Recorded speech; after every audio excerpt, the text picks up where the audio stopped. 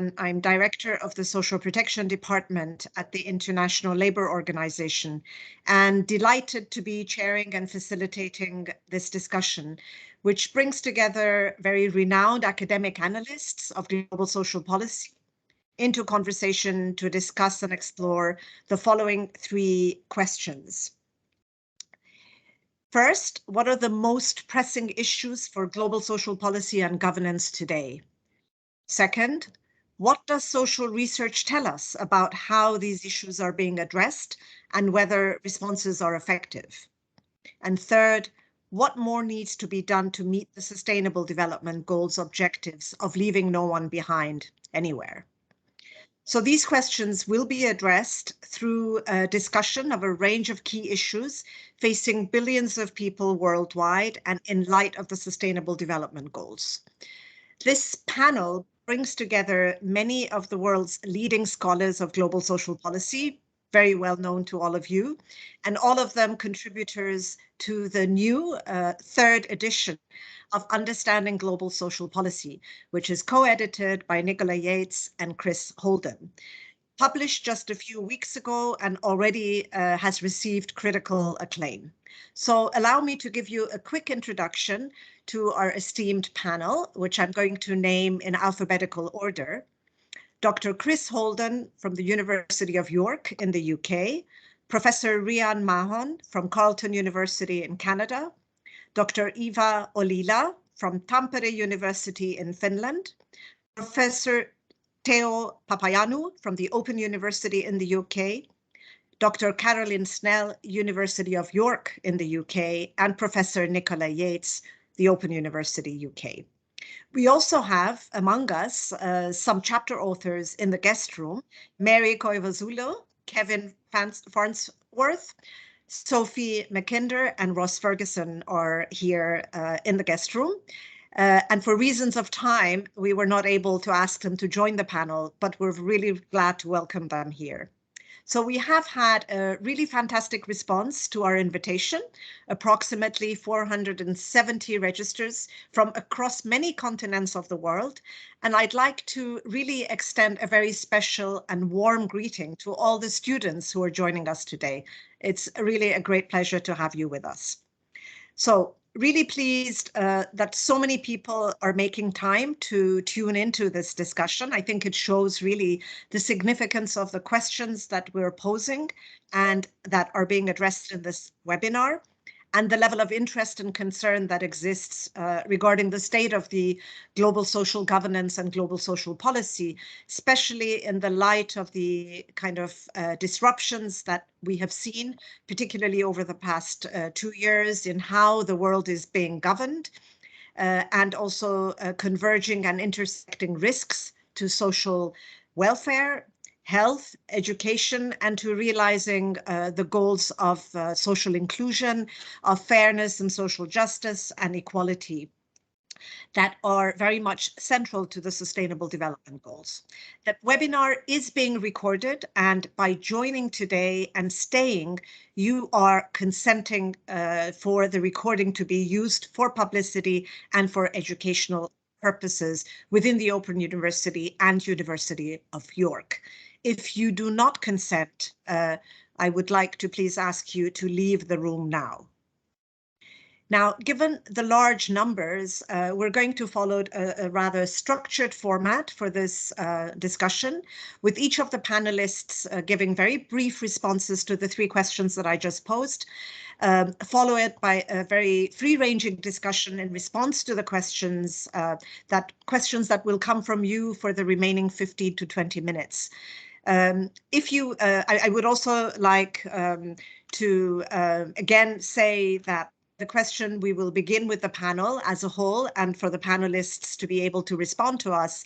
And we want to really ask you to use the Q&A function, which you have hopefully available on the screen and you can see it. So use the Q&A function and not the chat function to put in your questions, which I will try and review and collate from that and then pose the questions to our panel. So I'm within time, I hope, let us begin by first turning to the editors of Understanding Global Social Policy to tell us a little bit more about the book and about the ideas that are really animating today's webinar. So Nicola and Chris, if I can just ask you maybe to explain to us what's new about this third edition and why is it important in particular at this point in time, and how does the volume really speak to the challenges that are facing global social policy? So over to you, Nicola and Chris. Thank you, Shahra. Thank you, and hi everyone. Thank you very much for joining us this afternoon. So new editions of any book, whether edited or not, are inevitably a mix of old and new. They build on, consolidate, and extend the previous edition. And the third edition of Understanding Global Social Policy is no different. So this edition retains at its core the fundamental idea that the prefix global in front of social policy changes the ways in which social science looks at social policy and looks at social systems of social welfare, health, education, of governance, and so have you. Also the idea that a very rich panorama of transnational links, of ties, connections, and diverse realms in which social policies are made, contested, and remade. And relatedly, the idea that transnational social politics, social policies, and programs of social action influence the course of social policy, country-level social policies, the terms of social development, and the condition of human welfare around the world. So this third edition then, like the previous ones, explores the contours and textures of this global realm, or rather maybe more accurately, global realms of social governance and policy, the world of cross-border institutions, organizations, social actors, and social processes that forge, sustain, and reconfigure the links and ties cutting across territories around the world. So what we try to do very much in this volume, I think probably more so in this edition than previous ones, is to bring out the multiplicities of this global realm or global realms. Because of course the global realm is neither uniform, nor is it unified, nor is it static, nor is it unchanging. So we very much bring out the contestations, the convergences, the divergences, the fragmentations, and the points of connection and disconnection, and indeed even the dramas of the ongoing political struggles for a better world of social welfare for everyone, irrespective of their social origins, their social status, where they were born, and where they presently live. So compared with the second edition and the first one before that, some 15 years ago now, the third edition then brings together a wider range of world-leading researchers, each of them gifted pedagogues, scholars, to author highly accessible, research-based, student-facing chapters that bring alive key issues, key themes and debates in contemporary global social policy, and that show in all their diverse forms, their changeable, differentiated, context-specific and co-determined nature. So I just want to highlight just a couple of the features before I hand over to Chris to talk a bit more about the context further.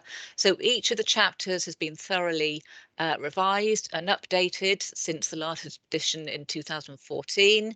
We have several brand new chapters, more theoretically inclined ones on global social policy theory by myself and Chris, and on global social justice by Theo, alongside cross-cutting ones new cross-cutting chapters on the existential social policy issue of our time, which of course is climate change and justice, on gender and global social policy, on young people, on migration, and on water, energy, and food.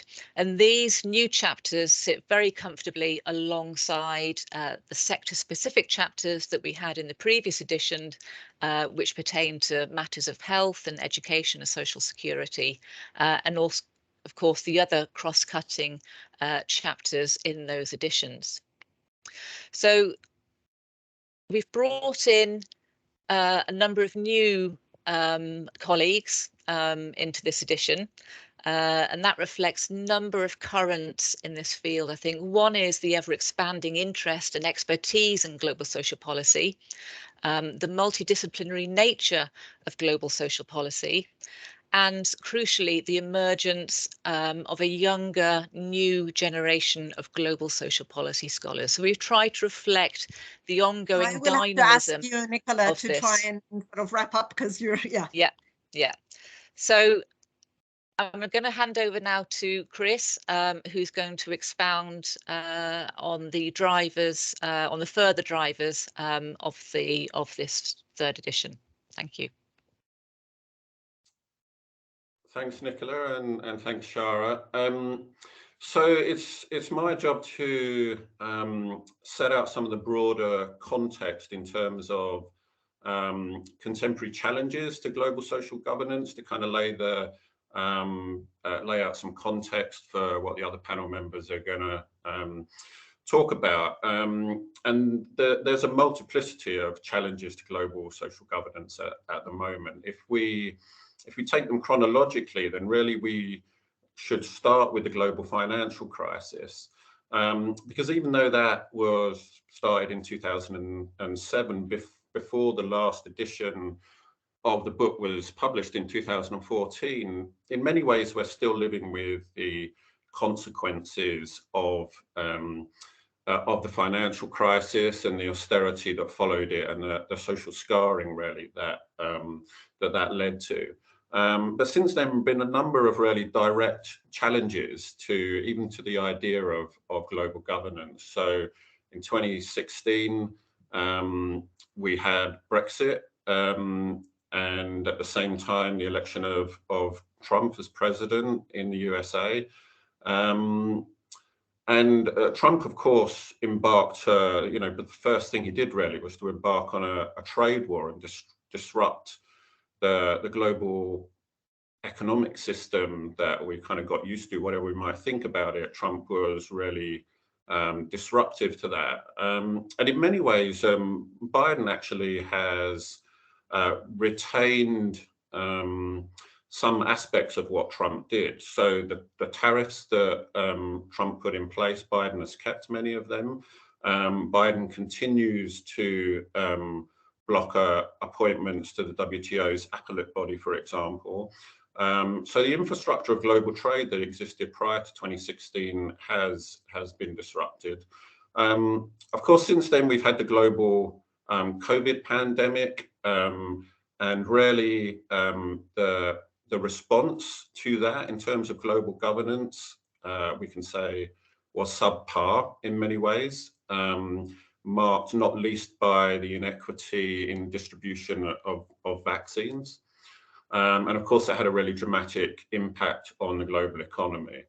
And now today, we're facing a new war in Europe, which is not just disruptive in itself, but is very disruptive to the system of global governance. So the economic sanctions that have been applied to Russia, along with the supply shocks that are resulting from the war, have really kind of disrupted the global economy.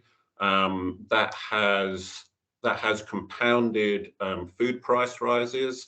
So we have food and fuel price rises, partly as a result of the supply bottlenecks coming out of the COVID pandemic. But that has just been made.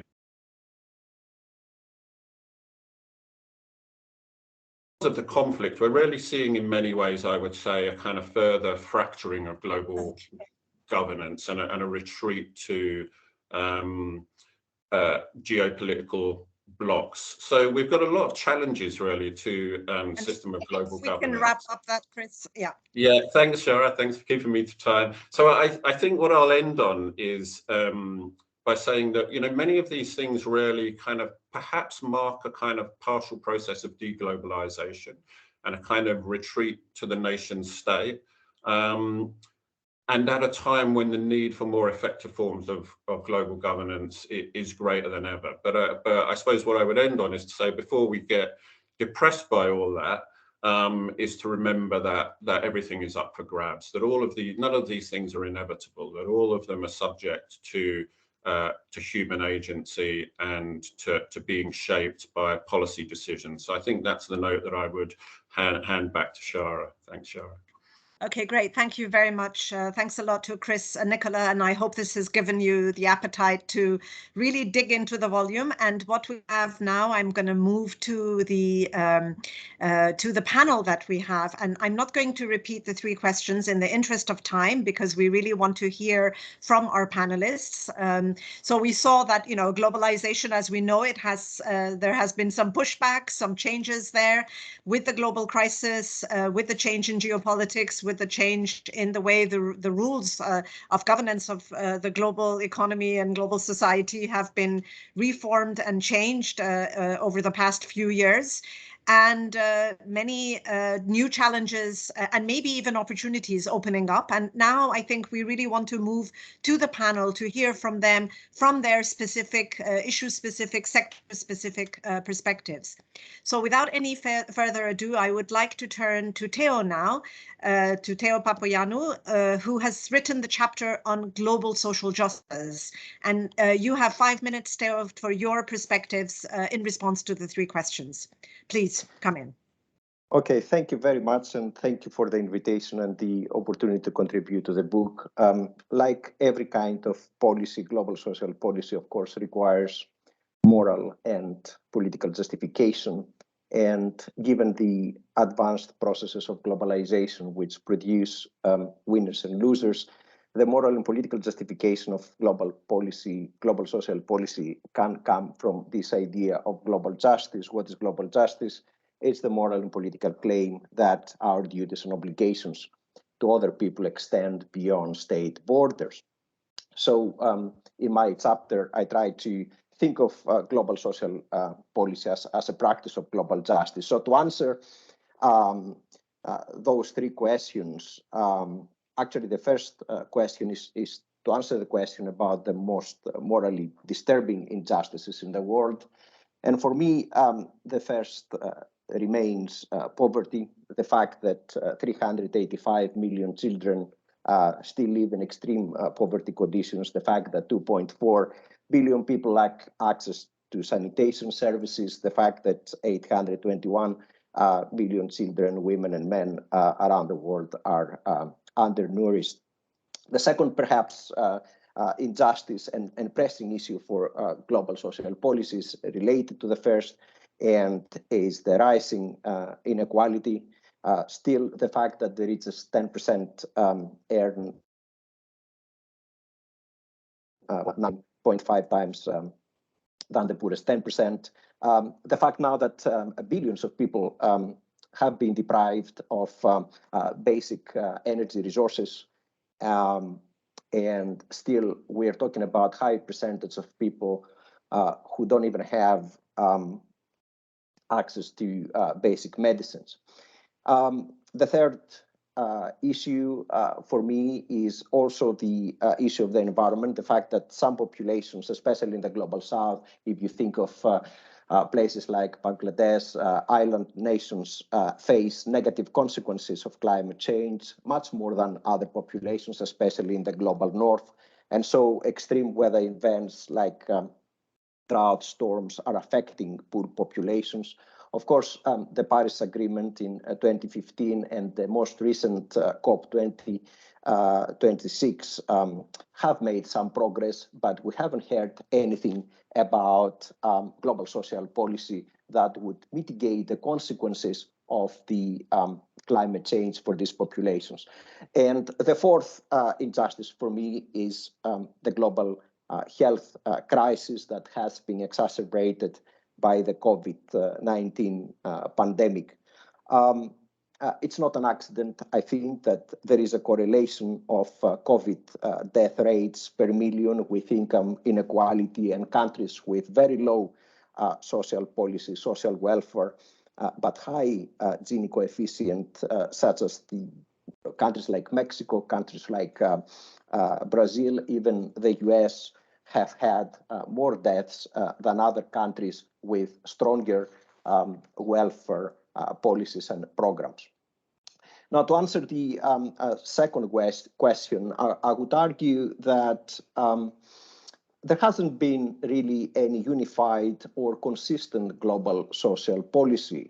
Global institutions, if you take the example of the World Health Organization, for example, have supported mechanisms like COVAX to accelerate research development and, above all, to progress with equitable distribution of vaccines. But in fact, what determined social policy in this area was the vaccine nationalism of most countries in the global north against the needs of the countries in the global south. So one could argue here that global social justice and the principles and the application of these principles through global social policy has had a problem or even failed. So the last question is about SDGs, and the fact is that there has been some progress, but there have been setbacks. And I mentioned COVID before. The war in Ukraine is another setback that has actually pushed even more people behind. UN institutions and organizations such as the World Trade Organization, the World Bank, the IMF, of course, have been supporting governments, have been lending to governments, require them to address environmental and social issues, what the World Bank calls safeguard policies. They have also adopted environmental and social frameworks to address these issues. But I think one problem with some of these policies is that they focus overwhelmingly on innovation in relation to economic growth. And I would argue that innovation is probably one major global social policy tool. If you think innovation in terms of trying to improve or to deal with issues like child poverty, provides family support, education, health, housing, instead of thinking only in economic terms.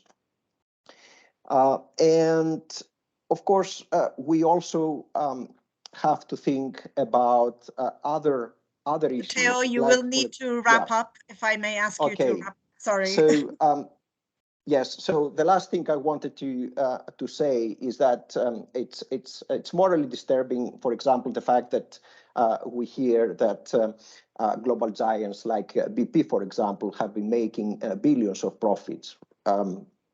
And at the same time, whole countries are deprived of energy resources. So another thing on the table is the global taxation of these global giants, and of course, thinking about the resources to support, to increase rather public social expenditure for social policy. Okay, so I will leave it there.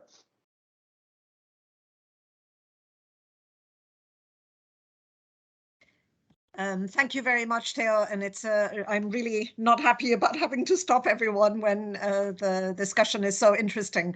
So, but we do need to move on. And I think you already highlighted a number of sources of global injustice, of poverty, inequalities in terms of basic health, energy, and so forth. And of course, the climate injustice, which is the topic that I'm going to ask now Caroline Snell, who's going to come in and who has written the chapter on global climate justice to address. I'm waiting for Caroline to be able to connect so that we can see her also. Okay, there we go. Very good. So Caroline, your 5 minutes to give us a taste of what's in your chapter in response to the questions which are shared on the screen. Thank you. Thank you. I'll keep it brief, and I've taken quite a narrow approach in terms of my understanding of the question, so it's quite focused on my chapter. So my chapter discusses climate change and the climate crisis. From my point of view, this is a hugely pressing issue for social policy, as climate change has profound implications for the well-being of billions of people. It's an absolutely massive issue. Climate change and climate policy affect where we live, how we live, our health, our jobs and our livelihoods. For example, evidence that I show in the chapter shows that climate change threatens our health through heat-related illnesses and deaths, but also things like injuries and deaths associated with severe weather events. Also, food and water insecurity are expected to worsen as a result of climate change, with a projected rise in global hunger over the next couple of decades. We also expect to see an increase in climate refugees and migration, and there's evidence of this happening already, but we're expected to see this really increase again over the next couple of decades. It's really important to say that climate change will affect people globally, so across the globe, in developed countries and developing countries, but it is the poorest and the most marginalized people in the poorest countries who are most at risk in terms of the effects of climate change. And it's also really important to say that these are the people who are usually least responsible for the problem, despite feeling the effects of it the most. In terms of how this has been addressed and how effective policy is, as a global problem, climate change requires collective action at the global level. And there are a number of institutions that drive action, and the UN lays out the legal structures for global cooperation. And global level decision making, though, is extremely difficult and slow and frankly frustrating. It's bound up around questions of who has polluted the most overall. So, for example, over time, who pollutes the most now, who should take action and when, who should pay, but also how we might support countries that can't afford to take action now. So there's all these kind of big questions that kind of can stall decision making. Making climate agreements is often hampered by discussions of the national versus the global interest as well. It was interesting, I think Chris mentioned Trump, when I was writing the chapter. Trump withdrew the US from a major climate agreement, although Biden then kind of took the US back into it. But even when actions are agreed, there are implementation problems. So, for example, wealthy countries have made pledges to the Green Climate Fund that tends to support developing countries through green development projects. But there are shortfalls in this fund, and there's no enforcement mechanism to do anything about this. So in terms of how effective policy is, I would say action is slow and frustrating, and it certainly doesn't kind of match with that idea of a crisis, you know, the climate crisis. But I still live in hope. And then the third question, how do we ensure no one is left behind? There are so many ways of answering this. I'm just going to take one example that I used in the book, in the chapter. So I talked about some of the projects that are implemented in developing countries to support green development funded through the Green Climate Fund. So projects can include things like setting up electricity infrastructure that didn't previously exist, but say powered by solar or hydropower rather than building a new coal-fired power station. And the idea is that you leapfrog the kind of fossil fuel phase of development. So it's really good in kind of principle, but there are real concerns in the literature that these projects are often really top down. They're very Western in terms of their kind of values and how they're imposed. And as a result, they run the risk of reinforcing existing inequalities, displacing people, disrupting communities, and actually potentially making things worse. To avoid this and to end on a more positive note, it's argued in the literature and also in the chapter that climate projects such as this need to recognise local needs. They really need to recognise diversity and difference and local conditions, and they need to be developed with the communities concerned, not just done and imposed on communities. So I will leave it there. Thank you. Thank you very much, Caroline. And I think the point you made about those who have contributed least to climate, the climate catastrophe, the climate crisis that we're living through, are those who are suffering the most and have the least, capacities and tools to really contest that change.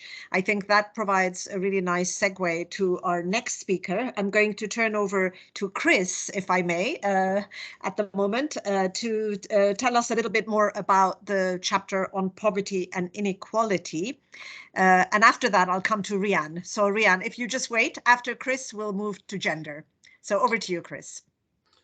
Thanks, Shahra. And in some ways, what I'll say follows on very well as well from Theo's contribution. So in terms of the most pressing issues in relation to global poverty and inequality, I think it makes sense to start with the SDGs themselves. And the SDG 1, of course, is to end poverty in all its forms everywhere.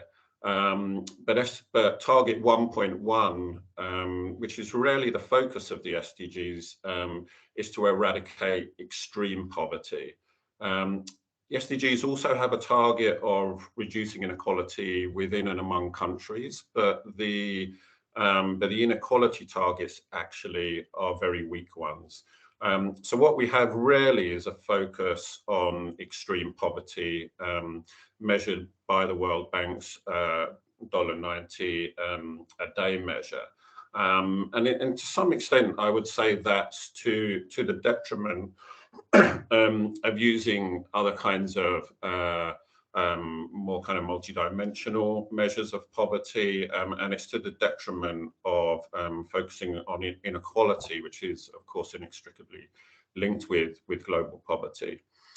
In terms of how they're being addressed, global poverty, of course, is addressed in a multiplicity of ways, but the overarching narrative, which particularly sits with the World Bank, which in some ways kind of monopolizes the UN system's approach to global poverty, that is really a kind of growth first approach, which really means it's a kind of economic liberalization first approach. So in simple terms, it's a narrative which says that really what we need is economic liberalization in developing countries, and that will lead to growth, and then that will kind of lift all boats, and so that will reduce global poverty.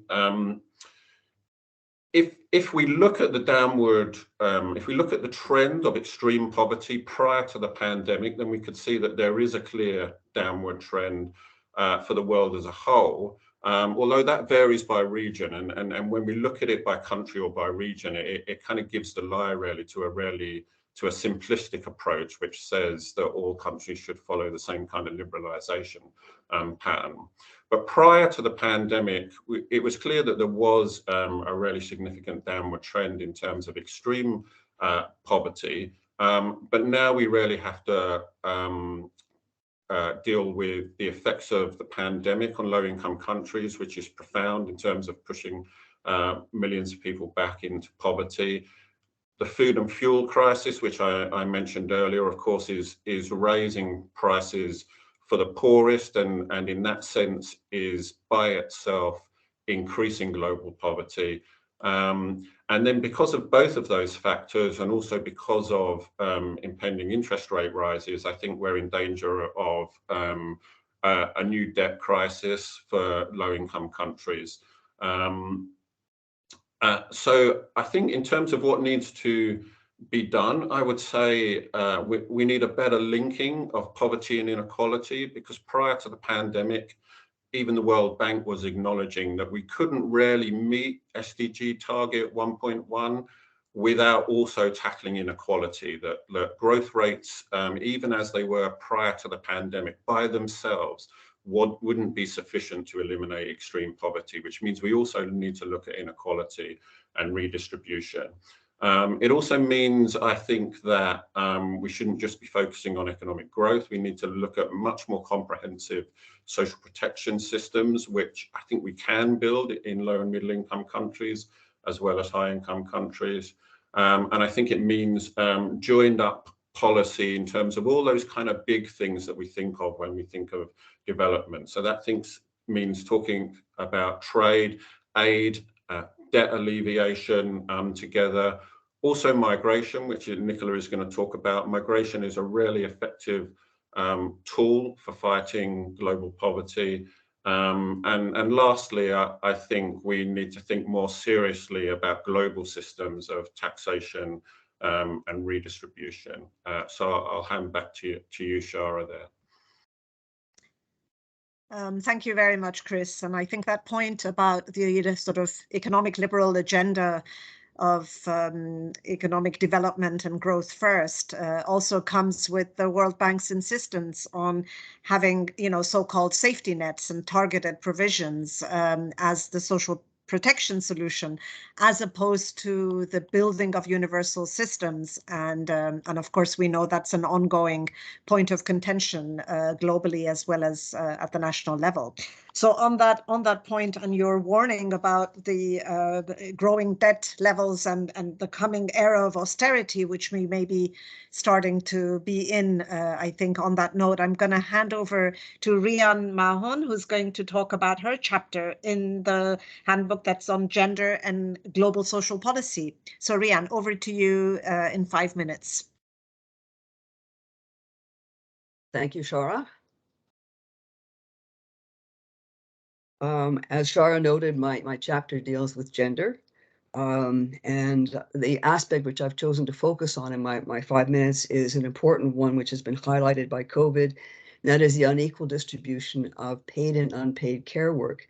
And what I'm going to argue for is the solution to this issue is investment in the care economy, as guided by the 5 R's, a point I'll explain, is a solution. So we've long known about the uneven distribution of unpaid care work. Time after time, time surveys and the like document the way in which women carry most of the unpaid care work. COVID has in fact exacerbated this situation. Just to give you one quick example, women's unpaid childcare time has increased by 5 hours a week over COVID, with schools closed and so on. Women also constitute 70% of the health and social care workforce. And maybe Ava will talk a little bit about the impact of COVID, particularly on that workforce.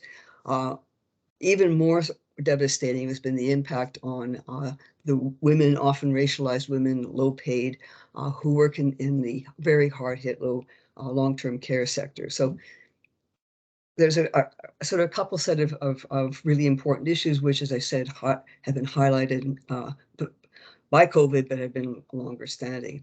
So what does the research have to say about these things? Well, academics, international organizations like the UN Women and the ILO, international NGOs like Oxfam have long been documenting these kinds of issues, and in particular have been beginning to make an argument for investing in a care economy.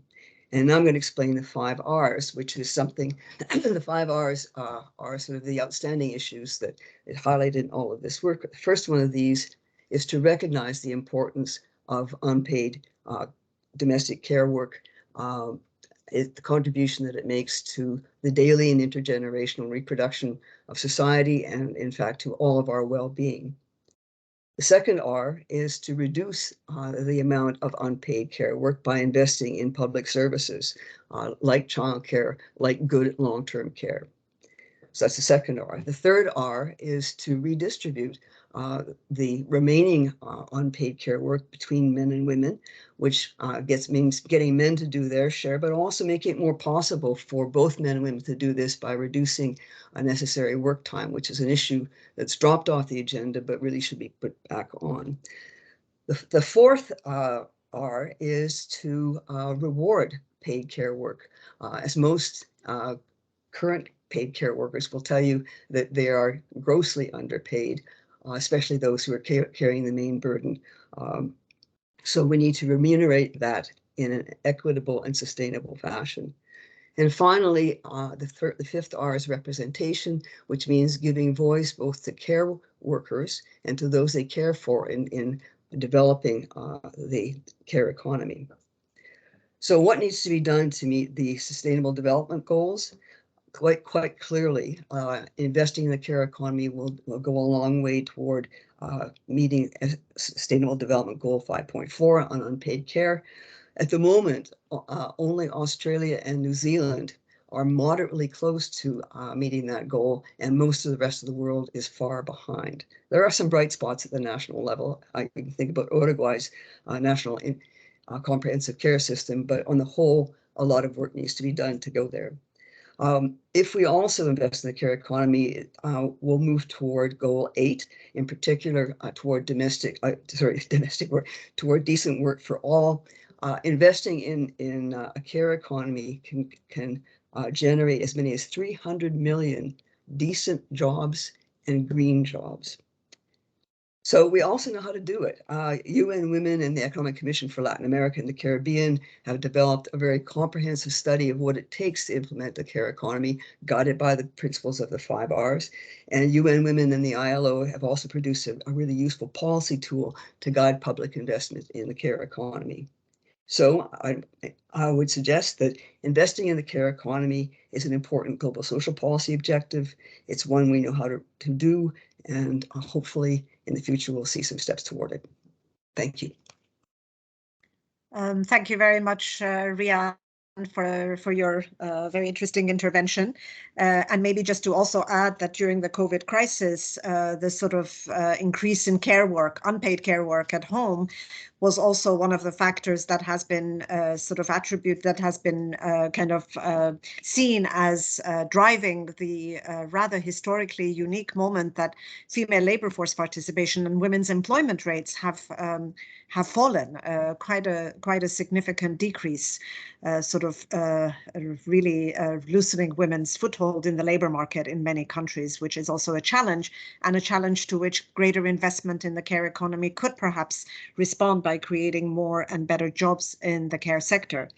On that note, I would like to turn over to Nicola, who's going to be introducing the chapter on labor migration, which I believe also can have quite important interconnections with the discussion on care, given that much of this care work many of it is also provided by migrant workers.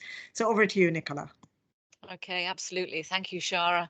And so I guess the issues that I would like to draw to people's attention here this afternoon are 3.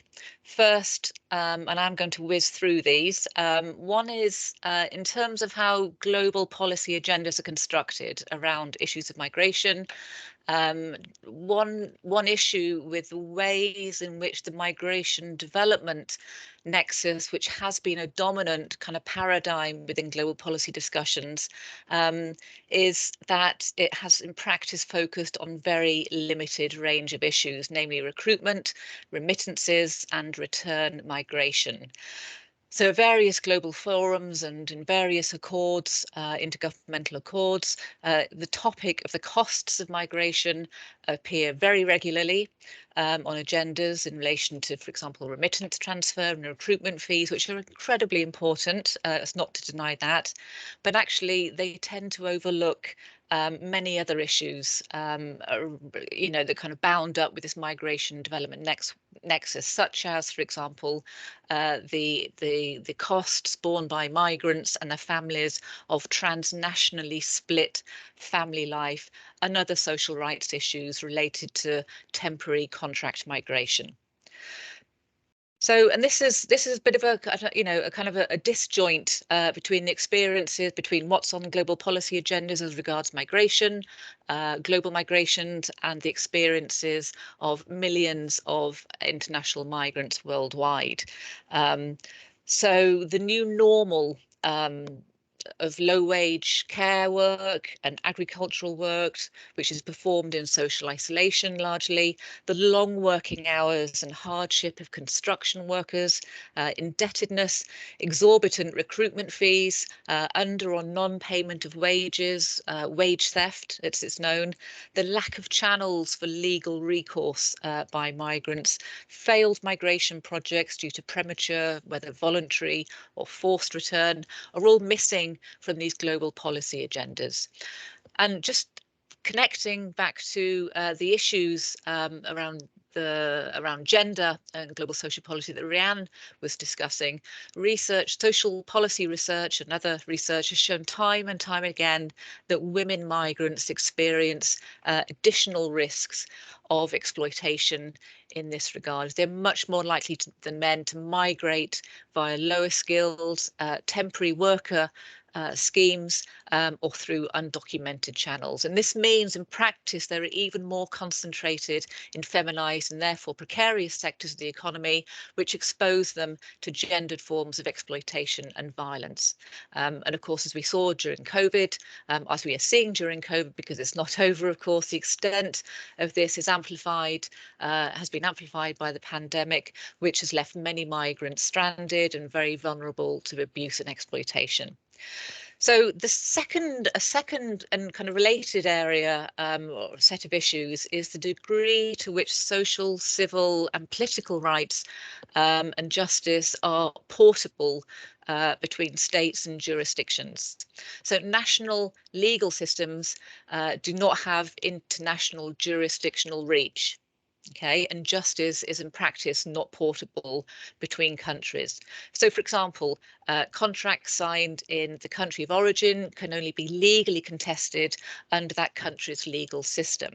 So this means in practice that migrants need to break their work and residence in the country of employment in order to return to the country of origin in order to contest any breach of their rights. And of course, doing so is expensive, impractical, and furthermore, it may breach their conditions of residence and rights of return.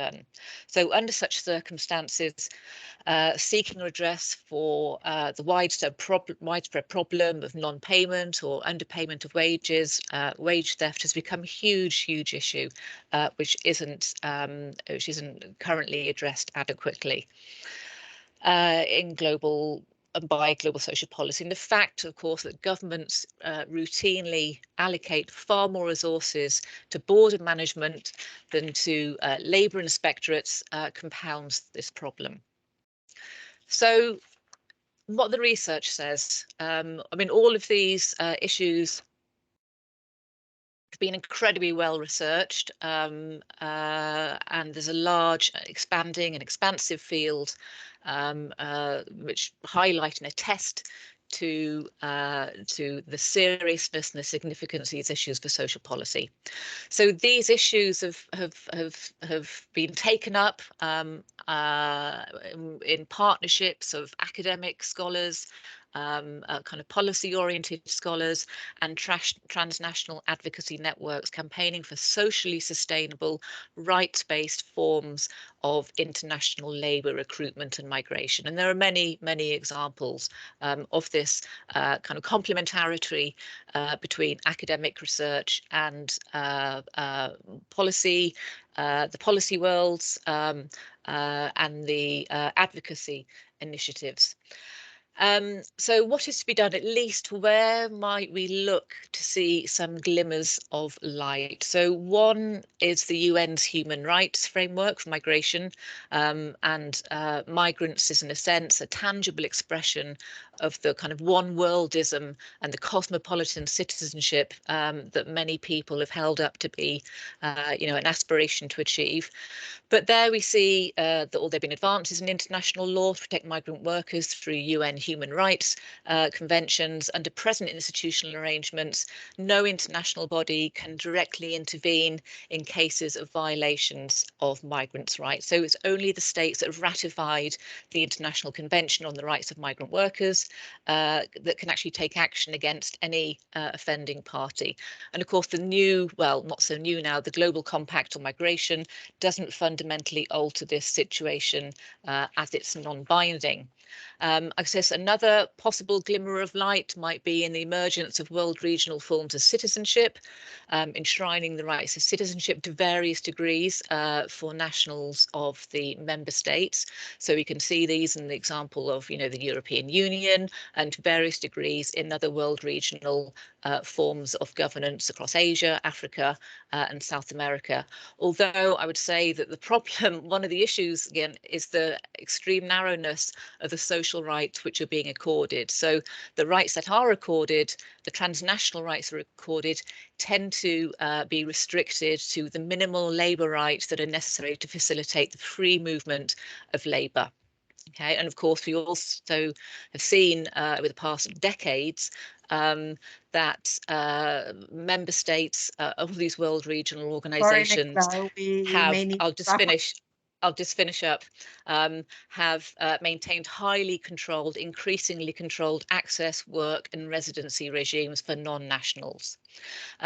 So there are further glimmers of light. I've slightly run out of time to talk about some of the glimmers relation with regard to female migrants, but maybe there'll be time to come back to that during the discussion. And finally, and this is my final word, Shahra, on this, and then I will hand over. And I guess just to reinforce Chris's point and the points of my other colleagues, that we need to be starting to much more systematically and methodically about what a global system or global systems of taxation, of social protection, of regulation, rights and redistribution would actually look like in practice. Thank you. Thanks very much, Nicola, and I hope we do come back to the points that you were not able to elaborate, and also to speak about what a global system of social protection and global taxation could look like. I would be particularly interested in hearing your thoughts on that. But on that, let me now hand over to Eva Olila, who's going to be speaking about her chapter on global health policy, which was co-authored with Mary Koivuzulo. And really pleased to have you here. And it's good to end on this note, given that we've just lived through a pandemic, to see whether this vaccine nationalism is indicative of what's more in store as far as global health policy making is concerned. So over to you, Eva. Thank you. Thank you very much. Yes, I think that the pandemic, if it wasn't clear before, it made it very clear that health is a global issue and that it is not only geographically global, but also that all sectors are needed to restore and protect health, and also all sectors of the society are affected if we fail to do so. Learning from the pandemic, what the pandemic really highlighted was also the need, the faults in health technology, the ways in which we do R&D on health technology, the ways in which we produce and the ways in which we distribute health technology, and how we put prices on them. So I think that this became very, very clear, of course, as a pressing issue for the future. How do we balance private and public interests? And how do we actually get research to be focused on issues that are most pressing from the health point of view, such as antimicrobial resistance, for instance, would deserve a lot more attention. The pandemic also highlighted the faults in health access to health services, if it wasn't highlighted before. How do we avoid catastrophic health expenditure crises? How do we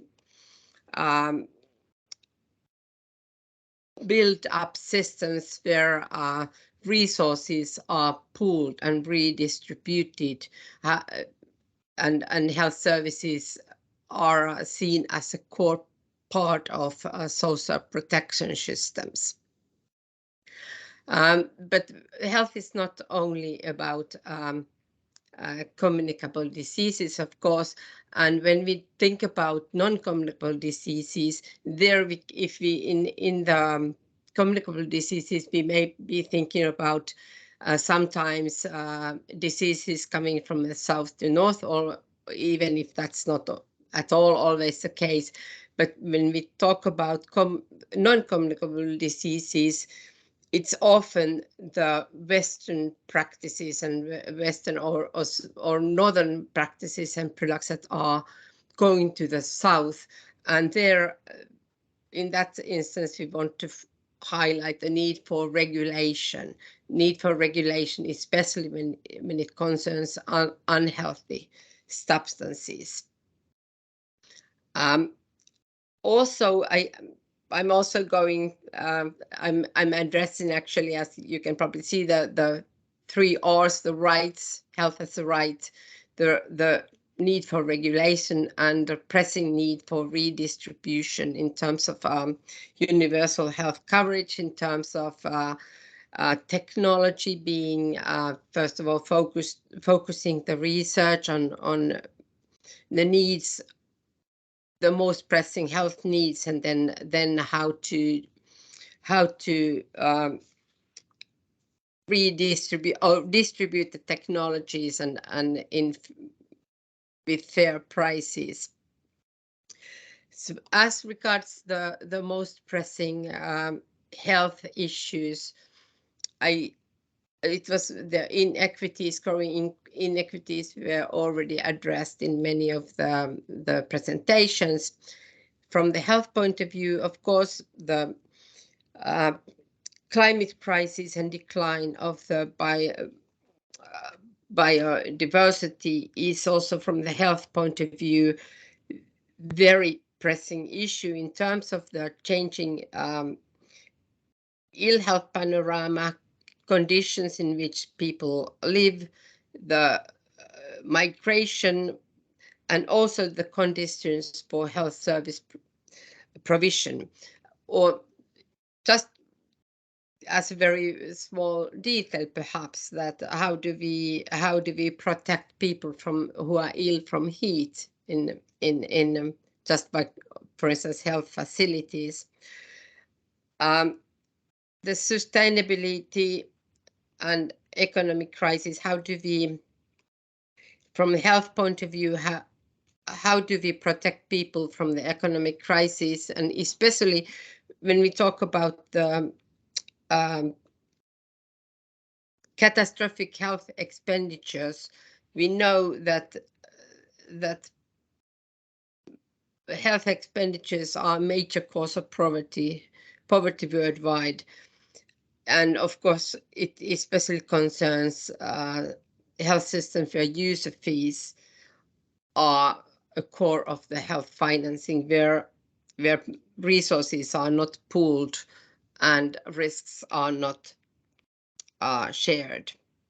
Can we wrap up, please? So just to leave enough time for the Q&A. Yeah. So I think that there is a lot of research also on these issues, on rights and regulation redistribution. What we have problems in dealing with is, of course, that are linked to the power issues. And I think that what we are often missing is the part of politics, and are we up to date in forums, processes, actors, timing, and power issues, and how do we build up the interlinkages between researchers and policymakers so that we can make a difference in terms of practical policymaking. Thanks. Thank you very much, Eva. And now we're moving to the last segment. We are a little bit behind schedule, but I think it was time well spent, and we had very rich points of view, perspectives coming from the panelists. So I really want to thank you for that. And also maybe remind everyone who's still switched on, please use the Q&A function to put in your questions that you would like to address to the panelists. We already have one question that I think I would like to ask Nicola to address, which is that you made us all very curious by saying that you see some glimmer of hope when it comes to women migrants in terms of global policy. Could you please say a little bit more about that to make us maybe a bit more optimistic as well? Sure. I think they are really glimmers, but we always, we have to welcome glimmers of light. I mean, there's been a few things, and by the way, I should say that the chapter in the book was co-authored. I co-authored it with Nicola Piper as well. So I guess amongst the more promising developments in global social policy pertaining to female migrants are a couple of things. One is the ILO, International Labour Organization Convention number 189 on decent work for domestic workers. Now, feminists regard this as a great success story. The convention was adopted in 2011 after a 2-year negotiation period and several years of concerted advocacy by trade unions and other non-governmental organisations around the world, especially those situated in the global south. So, of course, we know that kind of domestic work is a sector of the economy in which migrant workers are concentrated. So that's a piece of kind of good news story. I guess the second one, it comes more recently from 2019 with the adoption of the ILO Violence and Harassment Convention, number 190. Just the record, which includes gender-based violence and harassment. But actually what's particularly notable about it is it's very broad and wide-ranging definition of the workplace. So yeah, so that's something to be welcomed very much. And it's also similarly lauded for the protections, the additional protections it affords migrant women at work. So there's a couple of good things. I could point to other things, like, for example, there are now some good practice examples of bilateral agreements between some countries in the Middle East and South Asia, which promise or seem to promise more unified contracts and minimum standards, although we should say this is now offset between the rise of a new kind of policy paradigm with regards health worker migration leads, which is global skills partnerships, which are incredibly problematic. So it isn't all rosy. And I guess the final one is the number of the well, not the number, the vibrancy of transnational, regional level, global level networks that are now placing gender equality and non-discrimination at the core of their advocacy efforts to protect well, everyone really, but in particular women and migrant women.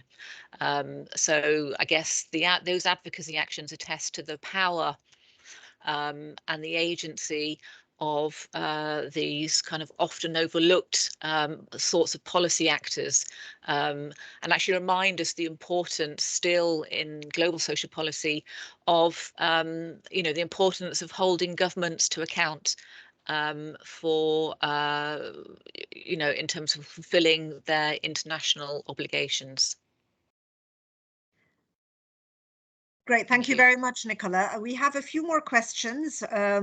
One that has just been posed, which I think perhaps I would like to ask whoever would like to come in to respond to this, which is about how global social policy, whether it's really getting the attention that it deserves, including, across different disciplines, including in university teaching, or does it kind of fall between, the cracks, as it were, and not get the attention that it deserves? I don't know if any of the panelists would like to come in on that question. And I'm going to pose another question, which I think may be something that we would like to hear from some of you about that, which is that, a lot of research has pointed to the way in which globalization has kind of been, in a way, inimical, not helpful, and disabling as far as, global justice is concerned, whether in terms of lowering social standards or eroding public systems of social provision by making investments in them more difficult in a context of economic globalization. Is there something more positive to globalization that we can see? Are there positive effects of globalization on welfare systems, for example, or policy making? So those two questions, and I'd like to ask our panelists to come in who would like to respond to this question. Please volunteer and come in to respond to either of those two questions. We have a few more minutes left.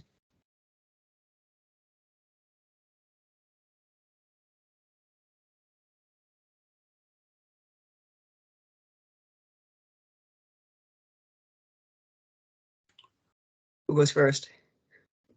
Shall I come in on one of those, Shahra?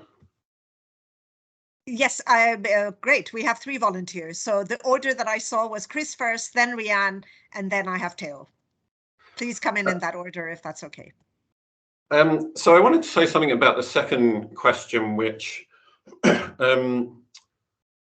maybe isn't quite the answer that you were looking for, but I think in terms of what the positive aspects of globalization might be, if I'm allowed, I would perhaps sort of slightly reframe the question. And I think, if we think about economic globalization, there are a lot of different aspects to globalization, but in many ways, what what most people out there think of as globalization is really economic globalization, and many other aspects of globalization are driven by economic globalization.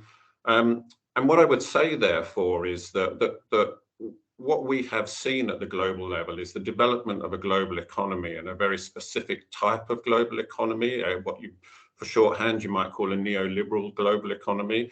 But the social policy aspects at the global level have been left behind. So there are some examples, they're not really strong examples, but where transnational or supranational entities have responded to that by trying to draw up global governance mechanisms that really put, if you like, a social floor under that global economy. So the EU would be one example of where there is an attempt to have binding social standards on a supranational basis and environmental standards and so forth, although they might not necessarily be as strong as we might want them to be. But at the global level, putting that social floor under the global economy, it does exist. Of course, you know that because you work at the ILO, but we tend to be lacking in the enforcement mechanisms there that we have, through, for example, through the World Trade Organization. And I think really what the bit that's been missing from globalization, if you like, is really attaching those social standards to pin a floor under economic globalization. And that would mean really being much more adventurous, really, about tying labor standards and environmental standards to trade law, so that the social floor goes together with economic globalization. So that would be one response. The other aspect of it is about global taxation, which you picked up on, and there have been some positive moves there in terms of, you know, so Biden for the USA has got the issue of minimum taxation of transnational corporations going in a way that hasn't happened for a number of years. So there's some positive moves there, although I would say they're not nearly enough. But those are the kinds of things really that I would like to see being pushed forward much more. Thank you very much, Chris, for that. I don't know if Rianne, you want to come in on any of those two questions? I can say something very briefly on the first, because I used to teach at the Balsley School of International Affairs in Waterloo, Canada. And global social policy is actually one of the core areas of research, and it's a course regularly offered. And I believe it also is at the Carleton University, where I'm affiliated at the Norman Paterson School of International Affairs. So at least in Canada, it's alive and well. In terms of the progressive side of globalization, I don't think, I know that we don't have the enforcement mechanisms, but I mean, things like the Beijing Platform of Action and its reiteration every 5 years was really, really crucial in establishing gender equality and women's empowerment as a horizon of legitimate expectations, to quote T.H. Marshall.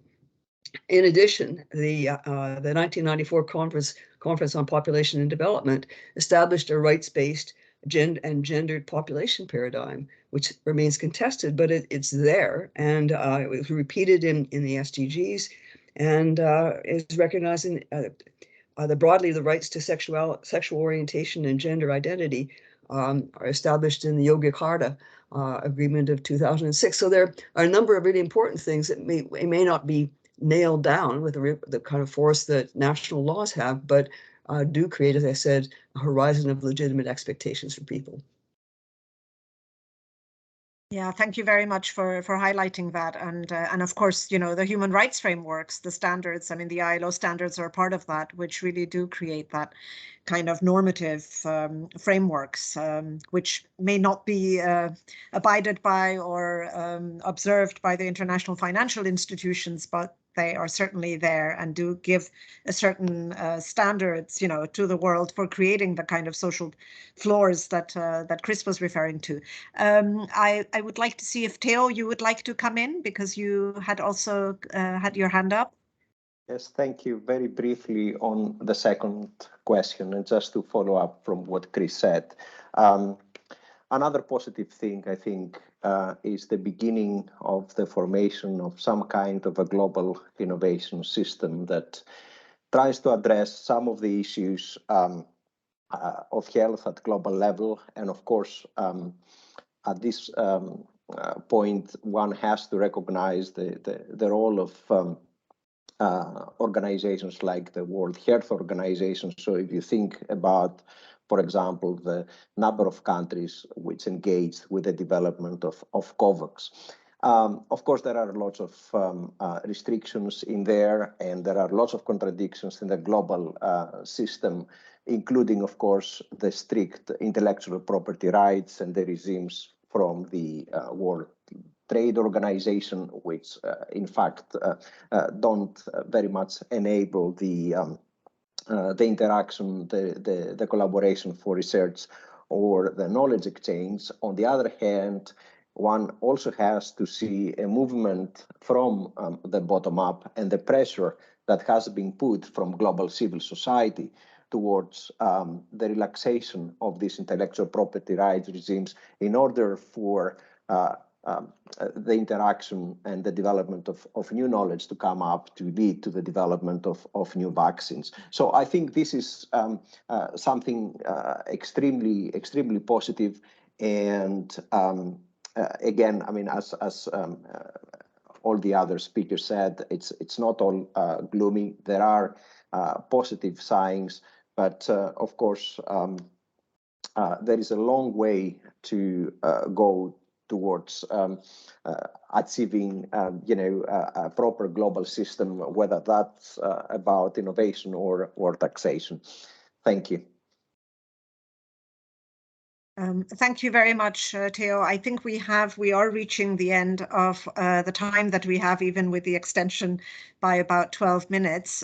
So I'm going to just end by saying, I think, with the global pandemic, with the problems of the climate crisis that is before us, with many of the other sort of social justice and economic justice issues that we're dealing with, I mean, we do need global solutions. I mean, that's kind of become clearer than ever before. And these nationalisms of different kinds, whether it's vaccine nationalism or otherwise, are not really in a way fit for purpose. And if we didn't have a global system of governance, we would have to create one. So we do have one which doesn't operate in the way that we feel is, adequate and up to scratch. And we heard from all of you about the ways in which the global institutions have fallen short in terms of expectations, particularly as we saw over the past 2 years, but going back as well.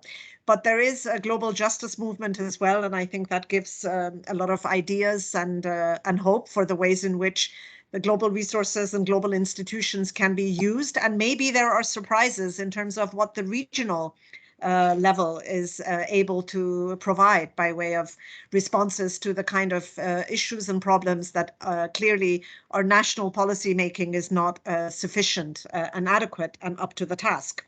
Now, on that note, and in the hope of greater and better global social policy, particularly with a view to a social summit that the Secretary General of the United Nations has said is likely to be held in 2025, and the need for bringing in the strong social dimension into global governance, let me end by really thanking and acknowledging the Center for Innovation, Knowledge and Development in the Open University and the Center for Research in Comparative and Global Social Policy at the University of York for having co-sponsored this webinar.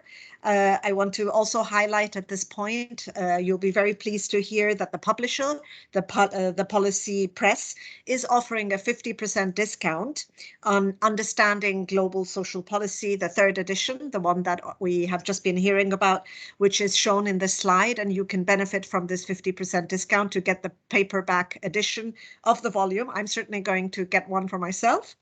And this is valid until the end of May. And once again, I want to, on behalf of the organizers, Nicola Yeates and Chris Holden, thank you all for joining us in what has been an excellent discussion. Many issues have been raised. I'm sorry that I had to cut some of you short during the presentations, but I really think that there was an excellent discussion and really look forward to having more events happening around the launch of this very important third edition of Understanding Global Social Policy. What we need in the world at this point is more knowledge of this kind. So with thanks to all of you panelists and with thanks to all the participants who stayed on 15 minutes extra, thank you so much, and have a lovely evening, have a lovely afternoon, and goodbye.